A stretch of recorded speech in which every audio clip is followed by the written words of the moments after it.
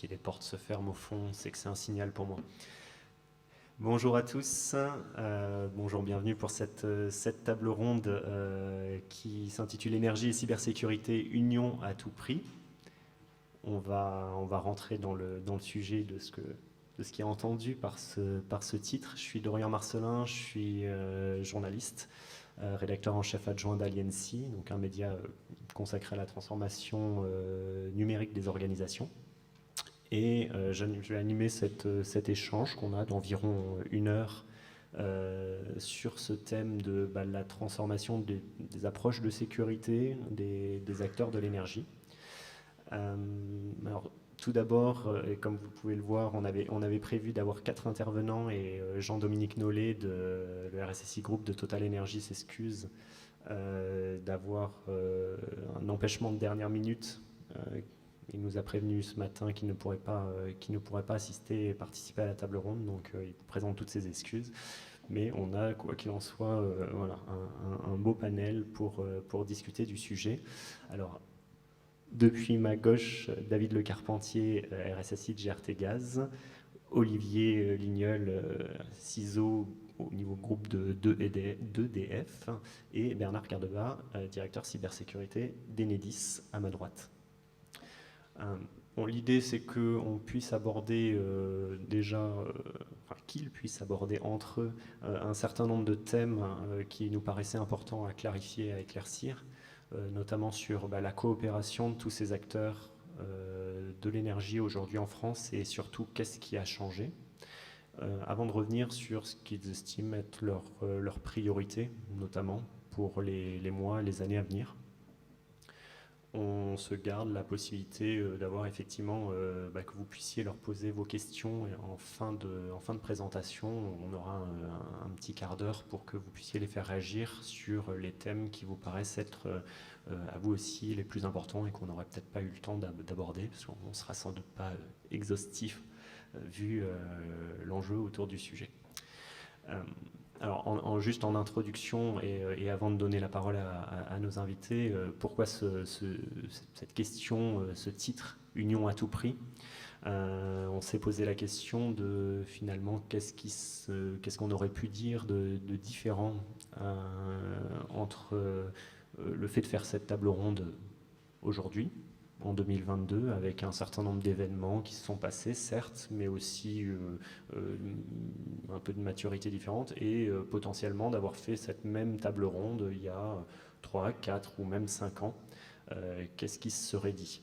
Et ça a été notre point de départ pour ce sujet.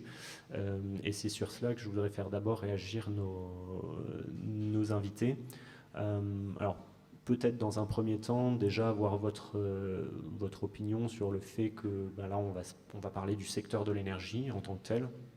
Il y a des spécificités intrinsèques à ce secteur, au-delà des sujets cyber partagés par tous.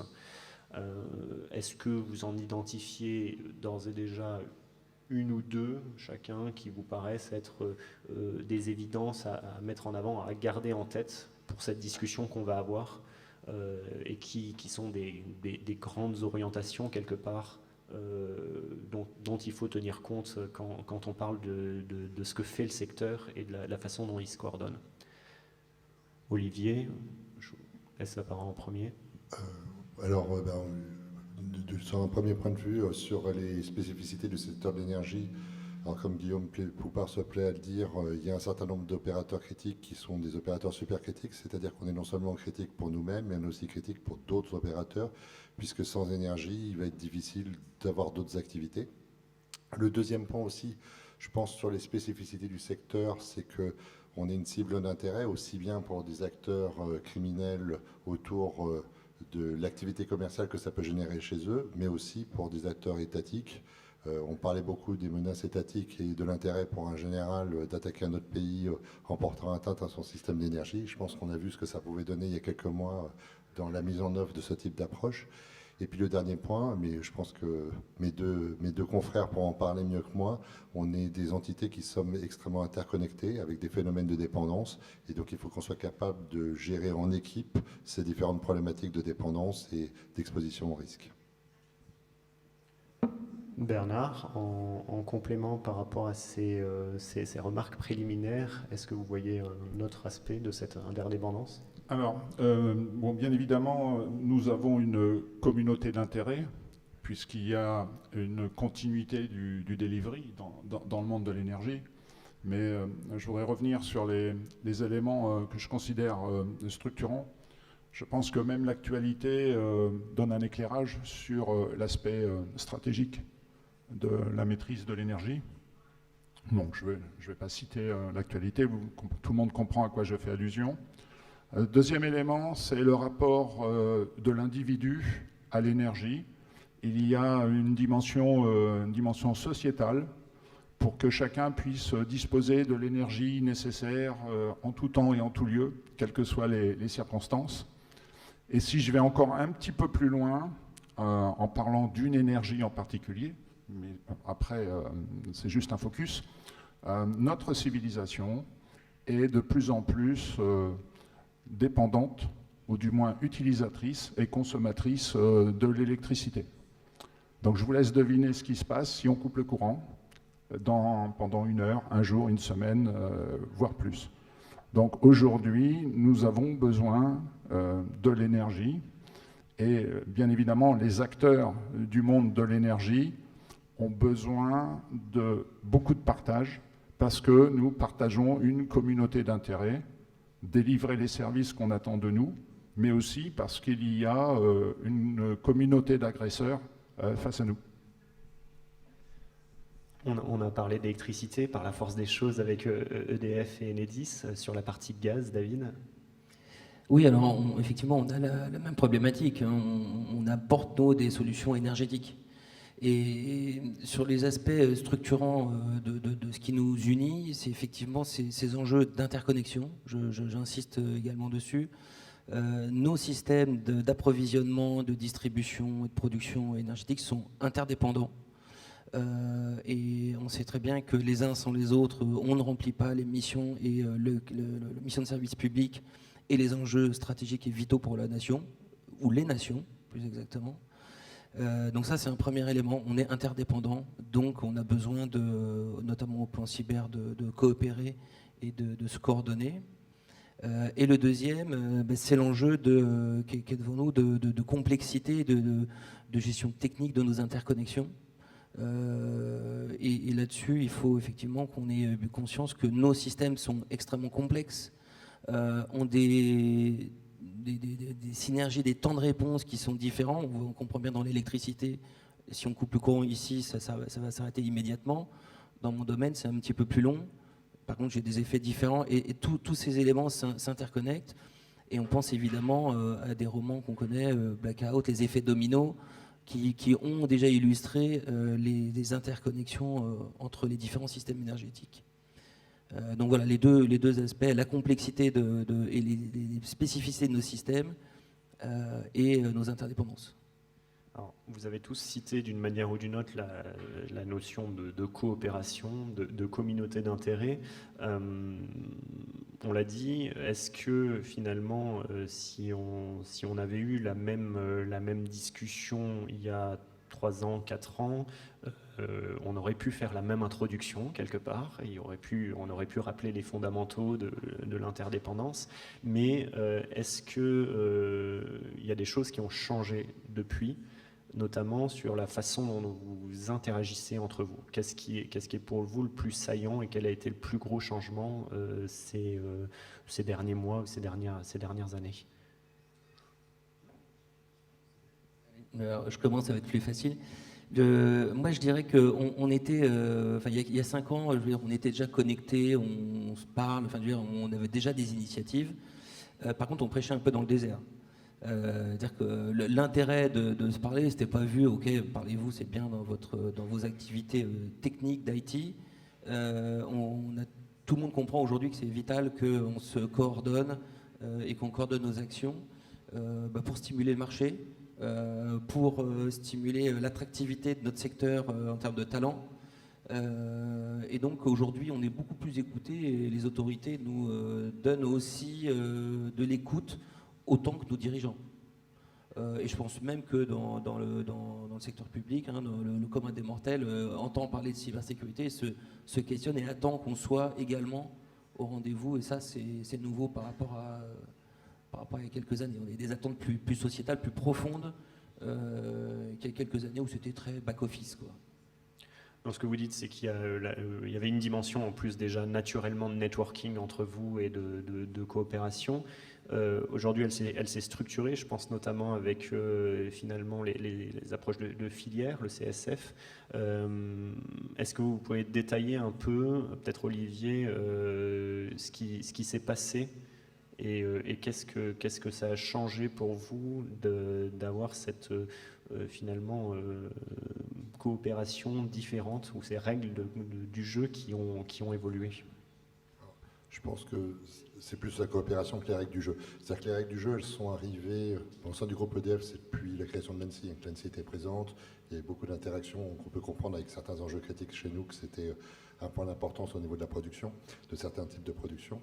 Ensuite, il y a eu pas mal de choses qui se sont passées au niveau de la partie réglementaire et autour de la prise de conscience du réglementaire. Et ensuite est arrivé le CSF. Donc le CSF, c'est un contrat de filière qui est signé avec le stratégie de filière qui est signé avec le ministre et dans lequel l'idée c'est que la filière est capable de prendre des engagements communs avec les acteurs de l'État. Et en l'occurrence, de mon point de vue, ce qui s'est passé, c'est que dans le domaine de l'énergie, tout le monde a joué le jeu et est venu autour de la table pour discuter. Je pense que c'est la première fois qu'on avait le ciseau de Engie, Total et d'EDF dans le même groupe de travail. Pas qu'on ne voulait pas se parler, mais assez naturellement, on était plutôt dans des silos. Je pense que quand on prend les trois, ça fait un certain nombre d'activités.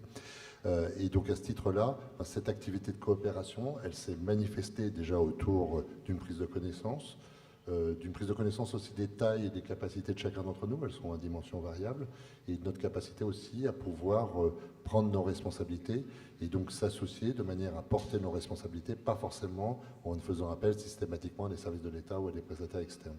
Et donc on se partage une partie des problématiques de la cybersécurité de l'énergie autour de nos propres capacités de délivrance de services ou de réaction à incidents. Effectivement, ça donne l'impression d'avoir pris le taureau par les cornes pour agir. Vous êtes tous, vous participez donc tous à cette initiative CSF et aux discussions, au groupe de travail qui est lié. Bernard, quelle est votre vision sur ce que ça a changé et le lien avec la communauté d'intérêt auquel vous faisiez référence précédemment? Eh bien, très brièvement, pour ne pas répéter ce que vient de présenter Olivier, ce qu'on peut dire, c'est qu'il y a 5 ans, on était dans l'intention. On se doutait qu'il y avait des choses à faire, on comprenait qu'il y avait des choses à faire. Aujourd'hui, on est dans l'action. Et aujourd'hui, ça fonctionne. Et le CSF, nouveau système énergétique, a été un accélérateur. Mais pour autant, la convergence des intérêts, l'identification de la communauté d'intérêts, elle est venue du fait que nous subissons tous les mêmes tentatives d'agression, nous repoussons tous les mêmes types d'attaques, nous utilisons de plus en plus un ensemble de moyens techniques communs. Donc l'union faisant la force, c'est assez naturellement que tout le monde s'associe pour résister et faire face et quelque part assurer la cybersécurité du quotidien. Ça passe aussi par le partage d'informations opérationnelles entre nous. Donc aujourd'hui, ça fonctionne. On est passé, je le redis, on est passé de l'intention à l'action.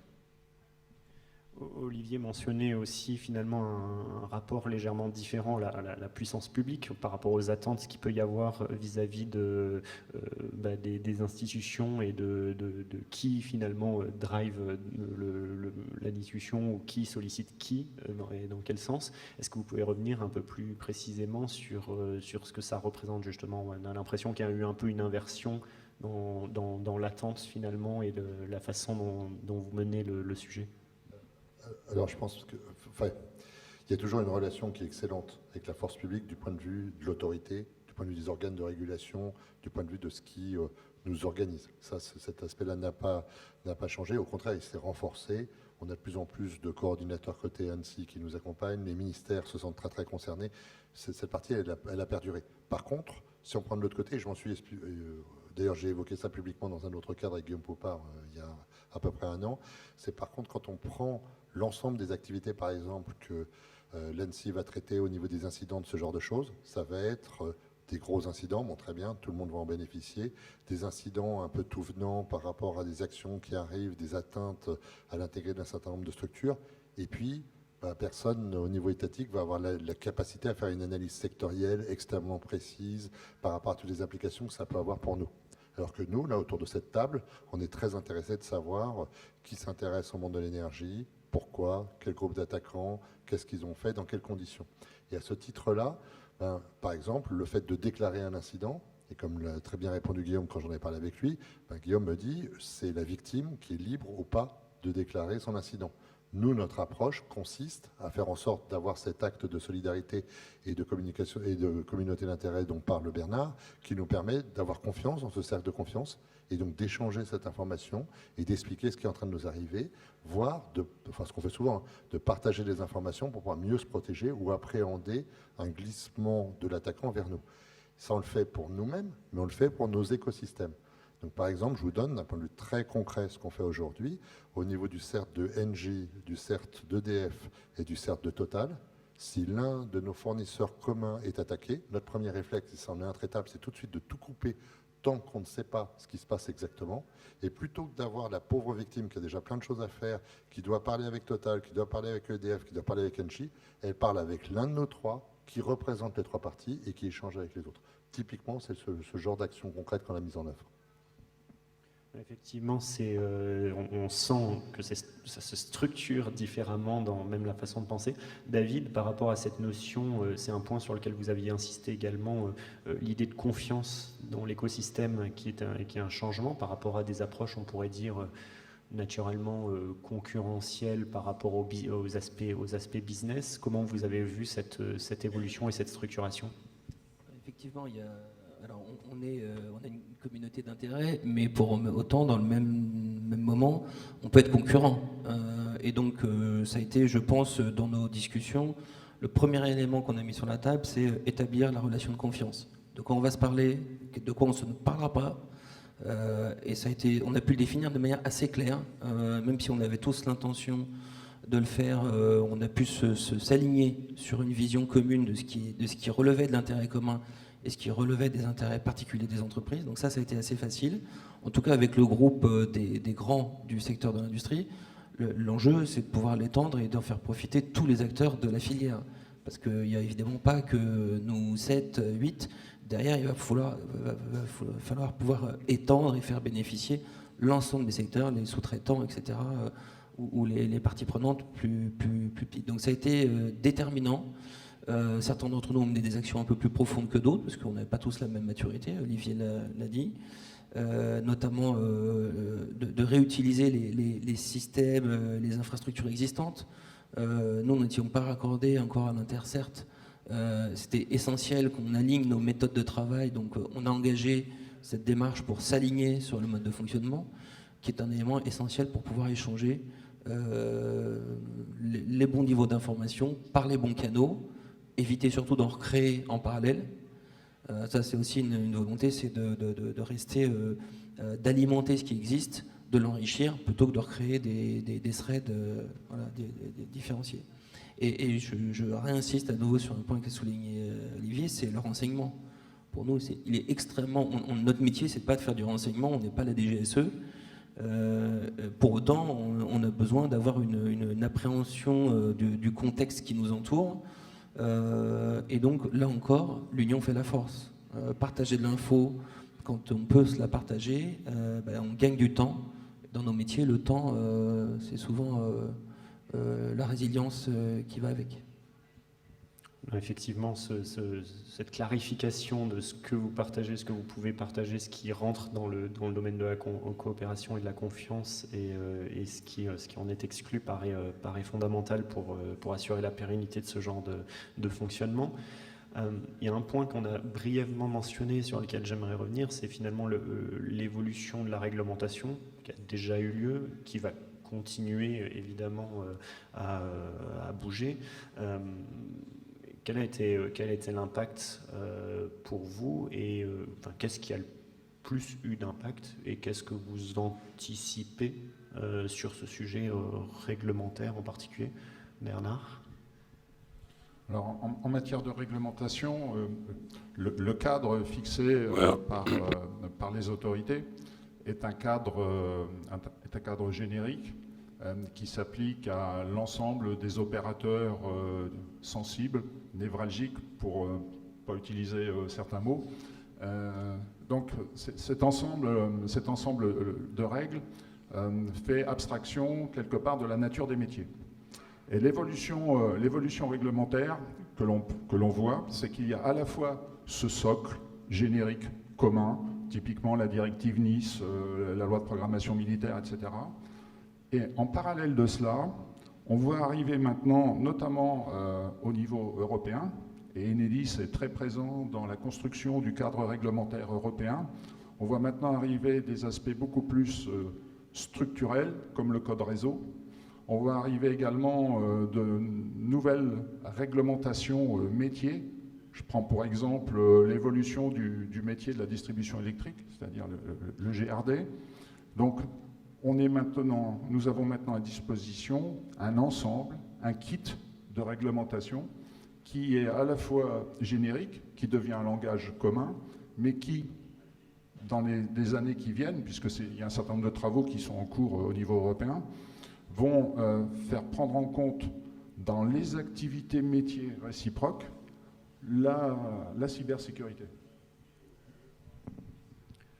Est-ce que Olivier voulait rajouter un aspect sur cet aspect réglementaire? Je vais compléter au-delà du réseau de distribution qui est absolument clé par rapport à ce que vient de dire Bernard. Donc il y a cet aspect-là qu'il faut protéger. Et effectivement, le code réseau est un élément clé.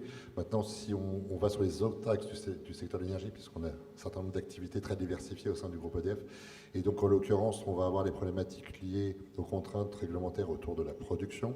On voit un peu, alors typiquement l'AIEA, tout ce qui est lié à la réglementation internationale et aux réglementations locales par rapport à nos activités, notamment dans le nucléaire. Ensuite, Framatome, qui est présent sur le FIC, a aussi un certain nombre de contraintes qui s'imposent à lui. Framatome, c'est 80% du parc installé quand même au niveau nucléaire, et donc pas que le périmètre du parc français. Et là aussi, on a des contraintes qui s'imposent à nous. On a évidemment des contraintes autour de règles, de concurrence, ce type de choses autour de l'activité de vente de services et d'activités énergétiques. On a toutes les problématiques de trading sur lesquelles là aussi on veut garder, et on voit bien en ce moment les problématiques du marché de la matière première et de la nourriture. Les marchés qui sont des marchés spéculatifs sont les mêmes dans le domaine de l'énergie. Et donc on a une structure qui s'appelle EDF Trading, qui est un des grands opérateurs mondiaux de trading dans le domaine de l'énergie. On construit un certain nombre d'ouvrages, que ce soit de l'hydraulique, que ce soit de l'éolien, un peu partout dans le monde. Et là, on a un certain nombre de pressions, puisque la souveraineté n'est pas qu'un sujet européen ou français, c'est un sujet qui apparaît aussi dans d'autres pays. Et donc, il y a des protections des activités autour de ça. Et puis, on a d'autres activités autour, alors le code réseau qui s'impose à nous autour de la distribution et du transport, qui forcément nous impacte. Et puis aussi la directive Nice, que Guillaume en a parlé dans son discours hier. Et donc, la directive Nice, elle nous touche très largement et diversement. C'est-à-dire autant nos activités, alors je ne sais plus comment tu les as appelées, névralgiques, sont des activités qui évidemment doivent être régulées d'une manière extrêmement forte. Il est hors de question d'avoir un débat autour de ça. Des activités plus naissantes, là on va plutôt voir l'activité européenne avec la décision d'hier soir, parce que si on veut de la mobilité électrique, si on veut pouvoir développer des nouveaux usages, c'est des start-up, il y a Exaion qui est par exemple présent là sur le FIC, qui est une start-up d'EDF, et donc des structures comme ça, si on arrive avec tout l'arsenal de la Nice derrière, ça va être compliqué. Et donc on a milité au niveau de notre direction des affaires européennes vis-à-vis de l'Europe, de manière à ce qu'on ait aussi un principe de proportionnalité et une certaine prise en compte de la capacité des petites structures à monter en puissance par rapport à ça. David, il y avait des points particuliers sur votre propre expérience? Moi, un complément, c'est que ces réglementations, elles ont besoin de s'harmoniser, effectivement, parce qu'elles se chevauchent, donc ça pèse. Donc, qu'est-ce que ça a eu comme impact? Des impacts économiques forts, des impacts humains forts également. Mais moi, mon constat, c'est que c'est salvateur. Il fallait qu'on ait cette réglementation pour nous faire accélérer. Et je pense qu'effectivement, sur les nouveaux systèmes énergétiques, il faudra également pousser et être clair. Sur la souveraineté, il va falloir qu'on sache clairement, notamment sur le cloud souverain, on y reviendra peut-être, mais comment on peut utiliser ces solutions-là. On a besoin d'avoir un cadre clair pour éviter de se poser des questions pendant des siècles. D'accord ? Donc le cadre réglementaire nous amène, on va dire, une plus grande célérité dans nos prises de décision et de nos orientations. Après, ça se programme, ça s'intègre, mais ça a eu au moins ce côté salvateur de nous faire accélérer et plutôt dans le bon sens, et de faire en sorte qu'aujourd'hui, les guides d'hygiène de l'ANSSI soient l'état de l'art. Et ce ne serait pas arrivé sans réglementation. Alors, on va effectivement pas présager de où on sera la réglementation d'ici 5 ans, par exemple, si plutôt que de regarder derrière nous, on regarde devant nous. Mais malgré tout, à l'état de la discussion qu'on a eue là, vous avez mentionné un certain nombre, on va dire, de sujets structurants qui me semble être effectivement un des défis. J'aimerais qu'on passe les prochaines 20 minutes à parler plutôt de ces aspects-là, hein, de qu'est-ce qui reste à relever en priorité pour vous aujourd'hui, malgré, on va dire, les progrès qui ont déjà été accomplis. Je voudrais commencer par le point que vous aviez mentionné, Olivier, sur quelque part la collecte de l'information, du renseignement, la compréhension des objectifs, des ambitions finalement derrière les attaquants. C'est vrai que quand on se balade sur le FIC, on va voir un certain nombre de propositions, d'offres, de threat intelligence, d'aspects plutôt de renseignement technique, finalement, d'IOC, etc. Ce que vous nous dites, c'est qu'il y a aussi un défi qui dépasse très largement cette approche technique et qu'il faut réconcilier à pouvoir apporter des réponses sur plutôt, on va dire, sa vision stratégique quelque part. Oui, alors en fait, pour expliquer, par exemple, j'ai oublié de parler d'une autre grande structure d'EDF qui est d'ailleurs qui est contrôlée par RTE au niveau de sa bonne délivrance, c'est le principe de la DOAT. La DOAT, c'est la capacité à garder en permanence un équilibre entre ce qu'on produit et ce qu'on consomme. Et si, pour ceux qui font un peu de physique, il y a un décalage entre les deux, on change la fréquence de ce qui est délivré, ce qui peut poser un problème dans l'utilisation des équipements. Et donc à ce titre-là, la question qui se pose est la suivante. Est-ce que l'attaquant, il sait comment marche un système d'équilibre au sein d'un grand opérateur d'énergie, ou est-ce qu'il ne sait pas? Est-ce qu'il a des moyens techniques pour porter atteinte à ce processus industriel ou pas? Est-ce qu'il a des moyens d'aller attaquer un certain nombre d'acteurs sous-jacents qui sont très pertinents ou assez critiques par rapport à ces activités? Et donc ça, c'est très précis, c'est très propre à notre monde de l'énergie et très lié aussi aux activités et à la manière avec laquelle on les conduit. Et donc, du côté de l'attaquant, c'est un investissement de deux choses. Une, soit il l'a fait, soit il l'a pas fait. Maintenant, je prends les offres que vous avez ici. Allez poser la question que je viens de poser à ceux qui vont vous vendre de la threat intel. Ils vous donnent une partie de l'explication. Ils vont vous dire techniquement, on a vu ce groupe-là qui aime bien attaquer l'énergie et qui est plutôt attribué à ce type de pays, qui va faire ce type de choses.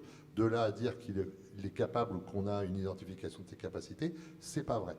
Et le deuxième point, c'est aussi la manière avec laquelle on peut, il y a beaucoup de publications, il y a d'ailleurs un certain nombre d'événements là en parallèle du FIC dans lesquels on parle, on a quelques gens de chez nous d'ailleurs dedans, sur la manière avec laquelle on qualifie des informations sources ouvertes, des choses comme ça. Et donc tous ces éléments-là, et c'est notre job de le faire, c'est pas à une sorte d'autorité supra, c'est de bien consolider ces éléments métiers, de les confronter aux éléments techniques et aux compétences fonctionnelles, opérationnelles et techniques des attaquants pour pouvoir définir des menaces prioritaires et définir des postures de défense en face de ces menaces-là.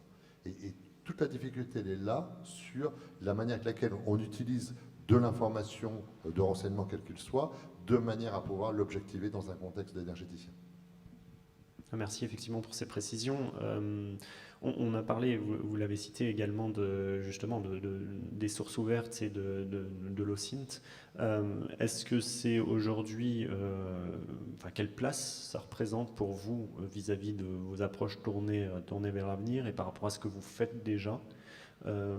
Est-ce que Bernard, sur cette partie-là, vous avez une vision de ce que a pu changer, notamment la coopération qu'on a évoquée? En fait, on est dans la continuation et dans l'amélioration continue de ce qu'on appelle la connaissance de la menace. Donc au départ, on a commencé par comprendre la menace technique. Typiquement, les solutions de threat intel permettent de révéler les gestes techniques et les modus operandi techniques. Ensuite, maintenant, on rentre dans l'ère de l'OSINT, c'est-à-dire comprendre l'intention, comprendre la finalité et comprendre les modes opératoires. Donc ça, c'est une évolution. Pour autant, notre travail du quotidien, c'est de prendre en entrée l'état de la menace, qu'on doit connaître de mieux en mieux, et de voir en quoi nos organisations respectives y sont exposées. Donc ça, c'est la continuité de notre activité. C'est la cyberdéfense opérationnelle du quotidien, c'est observer l'état de la menace auquel nous sommes confrontés et s'assurer que nous avons le bon niveau de réponse, que nous avons le bon niveau de maîtrise. Aujourd'hui, l'activité cyber en matière de défense opérationnelle de nos systèmes, c'est ça. C'est trouver le juste équilibre entre l'état de la menace et notre capacité à y faire face. Un point également sur lequel je voulais revenir et vous faire réagir, Bernard, c'était en ouverture dans vos propos liminaires, vous disiez il y a un enjeu de confiance entre vous, on l'a cité, mais aussi vis-à-vis du citoyen. Un enjeu sociétal dans l'image que renvoie quelque part le secteur et la capacité alors on va dire à prouver la sécurité. Je pense que particulièrement chez Enedis, avec le projet Linky, vous avez été particulièrement confronté à ces questionnements. Comment vous voyez ce qui reste à faire sur ce sujet de l'image qu'on renvoie ou de la construction de la confiance vis-à-vis du grand public ? Je pense qu'il ne faut pas hésiter à reproduire ce qui marche et à reproduire les succès industriels. Donc Linky, c'est une vraie réussite industrielle. C'est un grand projet, livré dans les temps, livré dans le budget prévu et livré avec les fonctionnalités prévues. Ce qui n'est pas malheureusement si commun dans notre beau pays. Donc ça, c'est le premier aspect. Deuxième aspect, Linky a été sécurisé dès sa conception grâce à un travail, une forte collaboration avec l'Agence nationale de sécurité des systèmes d'information, mais également une forte implication de l'entreprise. Il faut savoir qu'aujourd'hui, Linky, tout le monde sait qu'il y a c'est le plus grand parc d'objets connectés opéré par un seul et même acteur en Europe. Linky embarque 35 visas de sécurité délivrés par l'Agence nationale de sécurité des systèmes d'information. Ça veut dire que lorsque l'on veut faire la démonstration de la confiance, c'est possible. Et je pense que cet exemple-là, on doit s'en inspirer pour tous les futurs grands programmes, les futurs grands projets industriels, quelle que soit leur nature. Donc ça, c'est pendant la construction. Bon, maintenant, c'est comment est-ce qu'on maintient la confiance ? Parce que maintenant, on a déployé, etc. Donc, pour maintenir la confiance, eh bien là, il y a le rôle des autorités de contrôle qui sont là aussi. Elles nous ont aidés, elles nous ont conseillés, elles nous ont accompagnés et maintenant, elles nous contrôlent. Et typiquement, les systèmes d'information concernés sont homologués. Ces homologations sont visées par les autorités. Donc, il y a un accompagnement continu des autorités pour garantir le niveau de confiance, le haut niveau de confiance que l'on a atteint. Cette question de la confiance vis-à-vis du grand public, David, vous la posez de la même façon chez GRT Gaz. Est-ce qu'il y a des points qui vous paraissent des points d'action à venir qu'il va falloir garder en tête ? Alors, on n'est pas exempt nous, on est une mission de service public, donc rendre des comptes aux autorités, aux régulateurs, y compris d'ailleurs sur l'aspect cybersécurité, c'est devenu maintenant un quotidien. À chaque événement, on doit être capable d'expliquer notre niveau de maîtrise, si on a été négligent ou si on est une victime. Et maintenant, je prends souvent l'exemple, quand on prend un ransomware aujourd'hui, c'est plus une calamité, enfin ça reste une calamité, mais on n'est plus coupable, d'accord, on est une victime. Donc ça, on voit bien qu'il y a eu un shift par de l'explication, par de la communication avec le public. Et donc, oui, dans notre cas, c'est nous, les régulateurs, auprès de qui on est extrêmement transparent et on montre tous les moyens qu'on déploie pour être au rendez-vous sur nos missions, et notamment en cyber. Il y a deux derniers points qu'on prenne le temps un peu de détailler avant de passer les questions au public. Le premier, je vous laisse la parole David, mais c'était sur ce que vous mentionnez précédemment, sur la nécessité qu'il y a dans le secteur à éviter de réinventer la roue sur la pratique de la sécurité et le partage. Donc il fallait réutiliser, standardiser, faire vivre l'existant au maximum. Est-ce que vous pouvez préciser finalement le périmètre de ce à quoi vous pensez en la matière? C'est plutôt une approche pragmatique.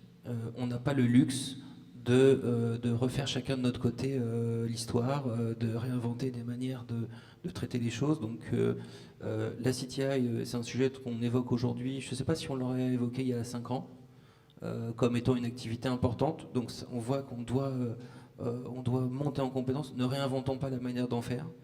Réutilisons les standards et les manières d'échanger ces informations entre nous. On l'a évoqué dans la confiance. Utilisons les standards et les bonnes pratiques déjà développées pour partager de l'information dans ce domaine-là, entre évidemment les cercles de confiance. Ça me paraît déjà être un bon point. Et puis ensuite, renforçons les standards, enrichissons les directives ou les recommandations de nos organismes de tutelle, ANSSI ou au niveau européen. Voilà, on n'a pas le luxe de tirer dans notre coin.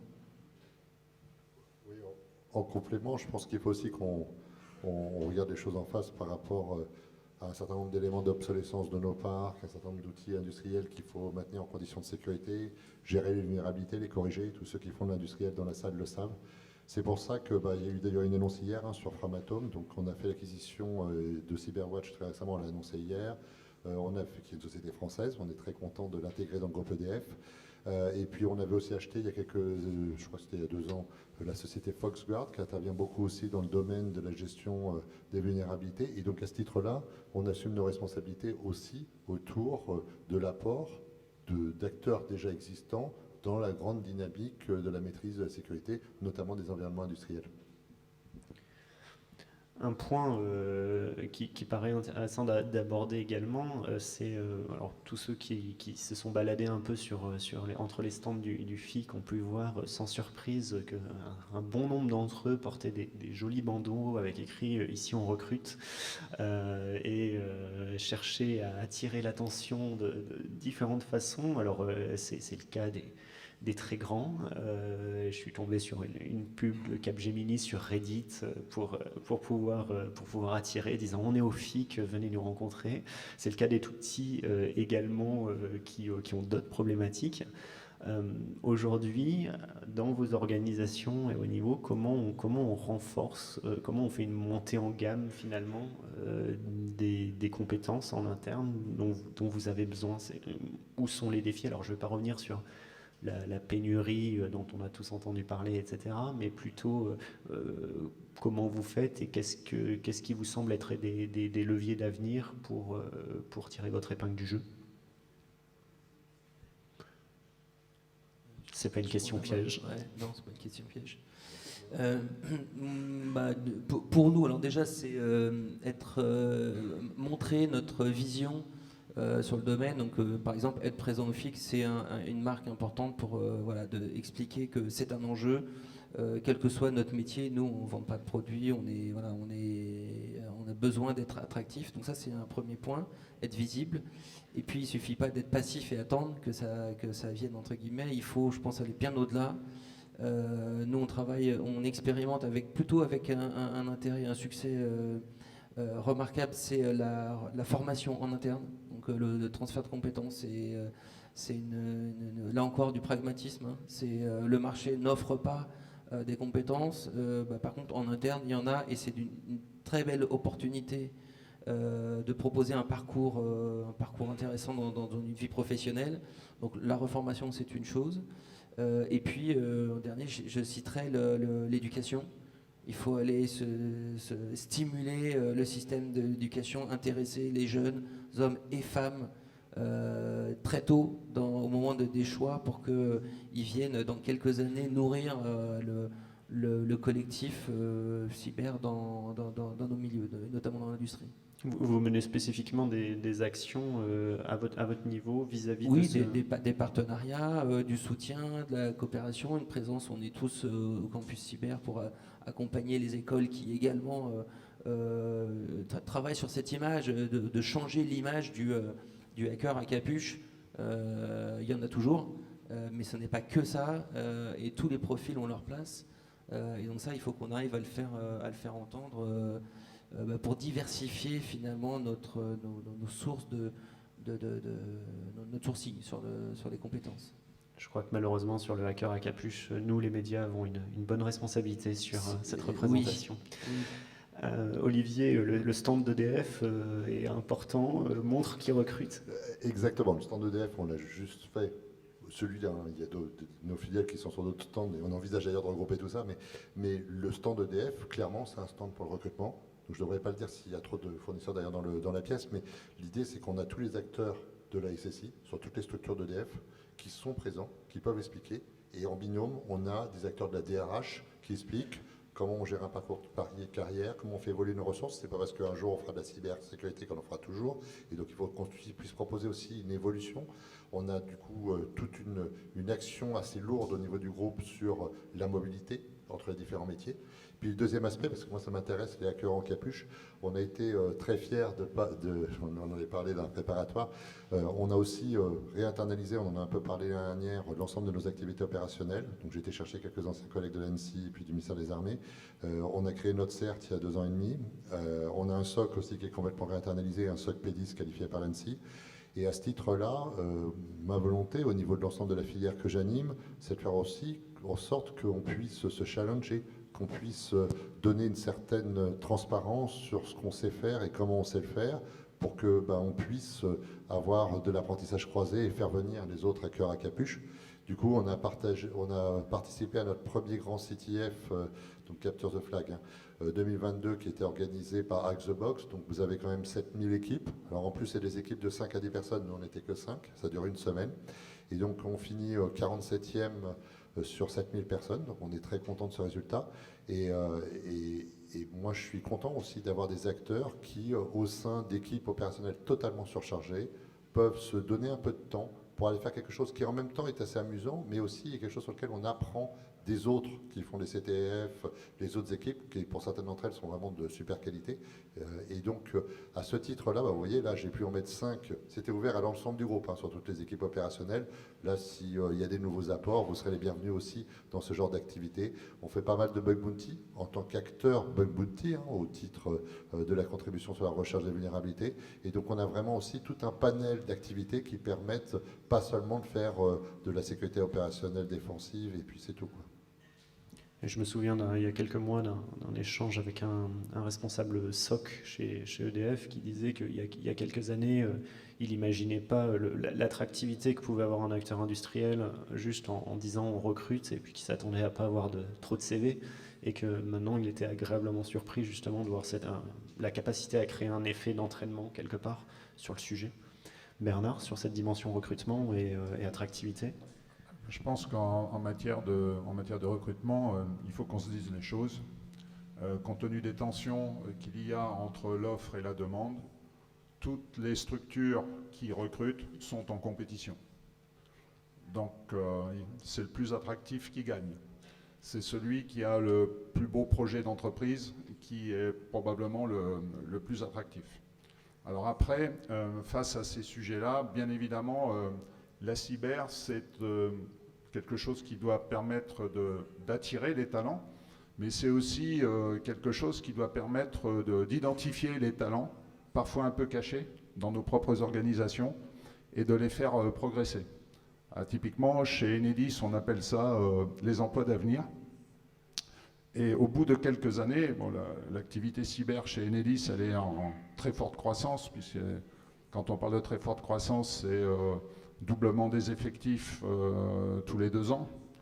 Donc je ne donnerai pas plus de chiffres que ça. Mais à un moment donné, on fait un arrêt sur image et on regarde les plus de 100 personnes qui font de la cyber aujourd'hui chez Enedis, c'est quoi leur profil?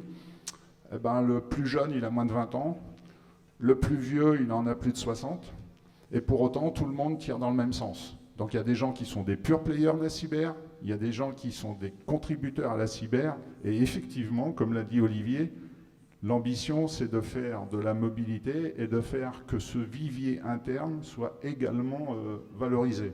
Bon, de toute façon, on ne forme pas suffisamment en France, donc il faut utiliser les viviers internes, et la promotion interne, la reconversion interne, c'est quelque chose dans lequel on croit chez Enedis, et comme on y croit, on le met en œuvre. David, Olivier mentionnait le CERT EDF. Vous avez créé aussi chez GRT Gaz un CERT. Vous imaginiez ça il y a quelques années d'avoir ce type d'approche et est-ce que ça impliquait justement en termes de recrutement? Non, il y a 5 ans, ce n'était pas du tout dans nos trajectoires. Et ça c'est venu avec la maturité et puis assez naturellement, finalement, dès qu'on veut chercher cette transversalité et de normer nos échanges et notre manière de fonctionner, c'était aussi un sujet de performance, hein, d'être visible, d'être capable d'interopérer avec les autres CERT. C'était indispensable. Et donc on vise une publication plutôt à l'automne.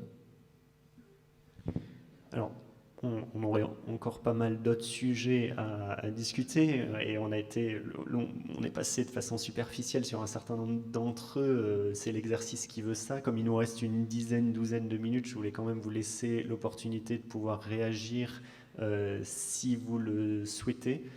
Je pense qu'on aura un micro pour la salle pour écouter ce que vous avez à dire. Je m'adresse à la régie s'ils m'entendent.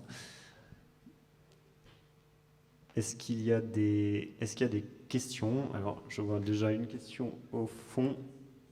Et merci pour le micro. Il y a une question là-bas. Et ensuite, ici, je vois qu'effectivement, nous avons... Oui, bonjour, François Flette. Vous avez parlé de coopération entre les acteurs de l'énergie.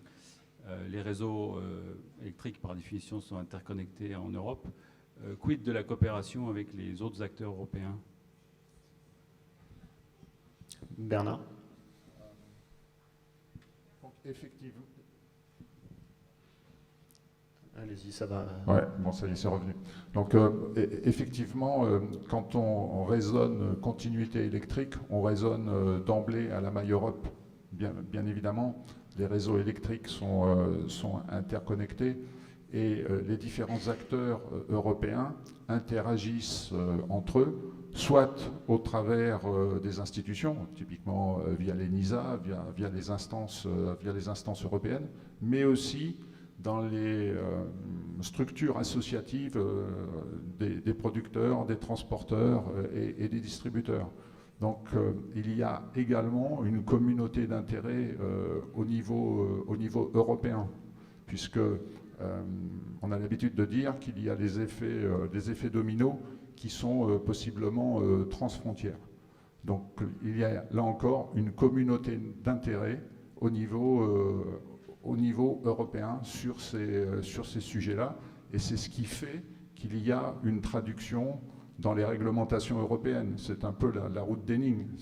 Les choses viennent améliorer progressivement parce qu'il y a aussi un besoin collectif au niveau européen. Alors le micro est derrière, je vais venir vous l'apporter.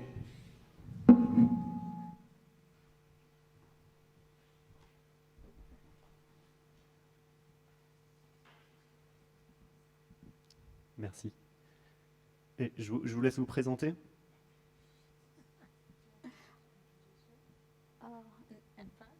Oui, donc on voulait avoir les retours de Madame Nihal El Hameiri, qui est la CISO stratégie d'ADNOC, la société Oil and Gas des Émirats. Donc si vous voulez nous donner vos retours, votre point de vue sur le sujet en débat. Hi, good afternoon, everyone. Bonjour à tous. Alors tout d'abord, je voudrais vous remercier pour ce que vous faites en Europe, notamment au niveau des infrastructures critiques. Alors, je n'ai pas véritablement de questions. Je veux simplement dire que c'est assez incroyable la manière dont les choses ont changé ces 5 dernières années. Et en fait, on fait la même chose. Les menaces ont changé ces 5 dernières années. On a des acteurs étatiques qui ont changé, la situation politique a changé également.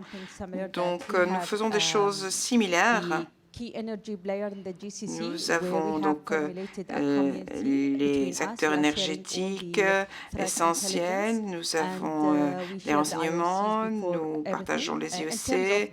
Et en ce qui concerne la confidentialité, nous ne partageons bien sûr pas tous les détails, mais en tout cas l'essentiel nécessaire pour se soutenir et pour éviter tout type d'attaque dans le secteur énergétique. Merci, c'était vraiment extraordinaire et bonne chance à tous. Merci pour votre contribution. Je vous tends le micro. Merci. Guy Hazard, Enedis. Une petite question à tous les intervenants. Est-ce que vous pensez, par rapport aux enjeux que l'on a évoqués et l'équilibre entre le risque et les moyens que l'on met en face, est-ce que vous pensez que les moyens budgétaires aujourd'hui sont à la hauteur et les perspectives sont-elles toujours aussi bonnes, entre guillemets?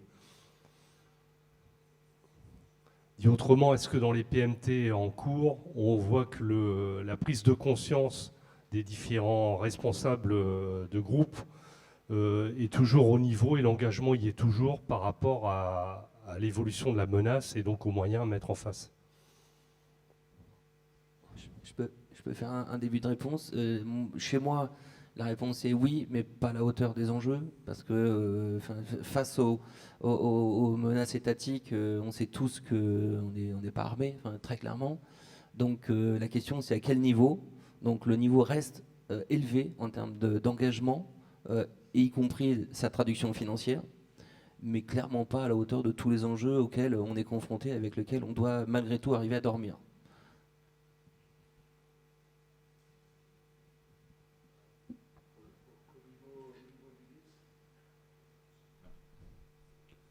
C'est bon. Donc en fait, il ne faudrait pas que ça tourne à la discussion, la question Enedis, la réponse Enedis, mais bon, pour autant, alors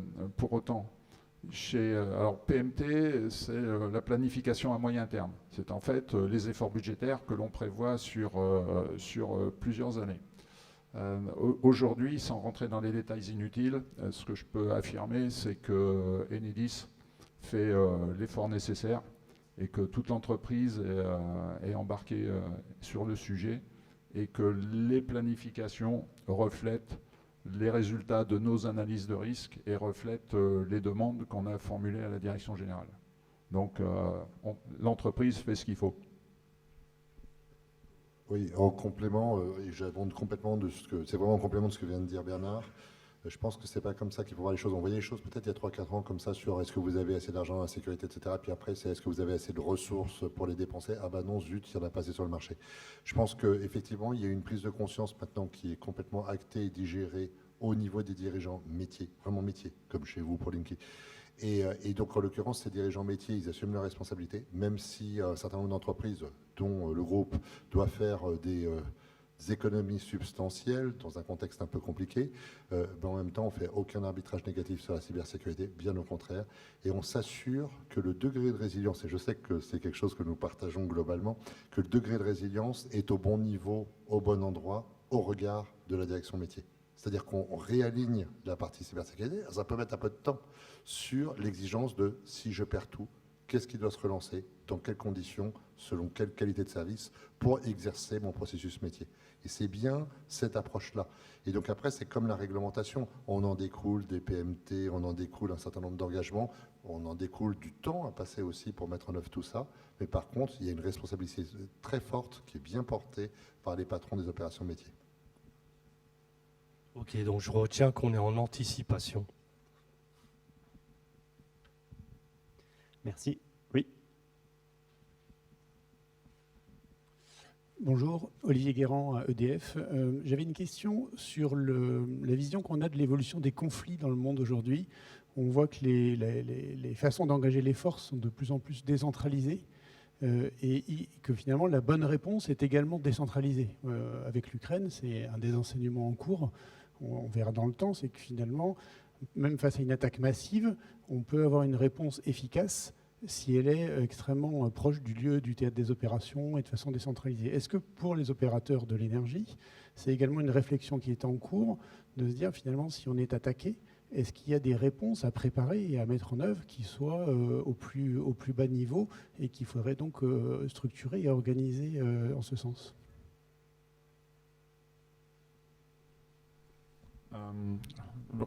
Une réponse avec le degré de précision utile, nécessaire et suffisant, et uniquement. Bien évidemment, nous élaborons des plans de défense avec une granularité visant à être dans la proportionnalité, mais je ne rentrerai pas plus dans le détail puisque nos adversaires aussi font de l'OSINT. Donc oui, on a des plans de défense. Oui, je compléterai par rapport, merci Bernard, parce que lui, il a eu un peu un sujet de réseau de distribution européen très récemment. Et donc, en fait, si on étend avec un peu plus de distance, quand on voit ça plus globalement, je ne suis pas sûr que ça soit forcément très proche, très localisé ou très centralisé. Je pense que la problématique, elle est plus liée au fait qu'il faut identifier vraiment ces menaces à un instant T qui sont ces menaces prioritaires, et elles évoluent très vite. Et donc, on peut se tromper. Donc, on est obligé après de se réadapter au fur et à mesure qu'on voit les choses se dérouler. Par exemple, pour le contexte de l'Ukraine tel que nous, on l'avait vu côté CERT-EDF initialement, on s'était dit, on a un certain nombre de groupes d'attaquants qui étaient connus, qui vont se retourner contre nous. Ce n'est pas forcément ce qui est arrivé. Et là, il y avait en attendant que quelqu'un arrive, quoi. Donc il y a eu cet aspect-là. Et le deuxième aspect, je pense, qui est important, c'est surtout qu'on passe vraiment d'un régime qui est d'un régime de coopération à un régime de solidarité dans le domaine de la cybersécurité. Et que c'est ça qui va jouer. C'est-à-dire qu'on va avoir de l'empathie pour l'autre, très bien, mais on va aussi aller l'aider et réciproquement. Et on est plus dans des questions aujourd'hui de comment on peut aider sans gêner. On a beaucoup de débats en ce moment, cette année sur le FIC, sur... c'était très gentil, on en a parlé avec un grand ESN qui s'était fait attaquer il y a quelques années et qui disait il y a plein de gens qui sont venus nous proposer leur aide. Et on ne savait pas très bien quoi leur répondre parce qu'on n'avait pas prévu que des gens leur proposeraient leur aide. Et cette solidarité, c'est celle-là qu'il faut... On se connaît bien tous, mais il faut qu'on la mette en œuvre dans les moyens opérationnels, dans les points de contact. Juste pour finir sur cette intervention, dans le cadre du CSF, chez Bernard, chez moi, on a des numéros verts, des trucs, des circuits de permanence. Dans d'autres structures plus petites, alors elles montent en puissance, eux, ils ont des personnes intuitées, personnées. Et donc, ils ont commencé à dire, on va s'échanger le numéro de téléphone. Attendez, on va remailler l'ensemble de ces réseaux de communication. Puis un jour, eux aussi, ils auront un numéro vert. Et du coup, c'est ces éléments-là qu'on doit au fur et à mesure construire pour qu'il y ait une sorte de corps vivant qui est capable de s'adapter en fonction de la situation. Je pense. Attends pour une dernière question éventuellement, si on a une dernière seconde. Sinon, on peut finir là. Merci à tous, merci à nos intervenants. Merci de vous applaudir.